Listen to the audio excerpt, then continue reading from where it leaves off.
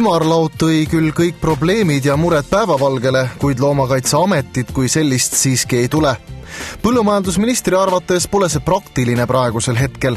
See killustaks seda olemasolevat olukorda veelgi, kui täna on ülesanded jagunenud erinevate riiklike ametite vahel ja kohalike omavalitsuste vahel, siis ühe uue ameti loomine ei aitaks neid vahendeid kokku panna, vaid tekitaks olukorra, kus killustumine suureneks, me hakkaksime teatud ülesandeid ka erinevate ametkondade poolt dubleerima ja see muutaks ka kogu süsteemi kindlasti kallimaks.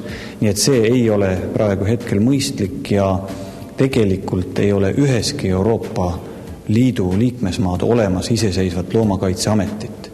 Loomadele ja loomakaitsele paneb riik kindlasti oma õla alla. Ehk siis aitab nii palju kui saab. Ministri arvates peaks aga eelkõige looma eest hoolitsust kandma looma omanik.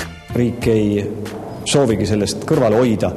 Nii et ma usun küll, et erinevad ametkonnad koostöös ka loomakaitseseltside ühiskonnas ja koos loomaomanikega eelkõige, et ma vaatangi meediat ja ajakirjandust ja valdavalt on räägitud riiklike ametkondade vastutusest, siis kolmanda sektori initsiatiivist ja rollist, aga tahaplaanil on jäänud loomaomanikud. Aga minu arvates peamine vastutaja ikkagi nende probleemide eest peaks olema loomaomanik ja nende teadlikkuse tõstmine, nende suhtumise muutmine ja kultuuri tõstmine on meie ühine eesmärk, nii et ma kutsun üles ka loomaomanikke siin. Pikka elu sulle, hääd tervist ja hoia inimesest eemale. Head teed!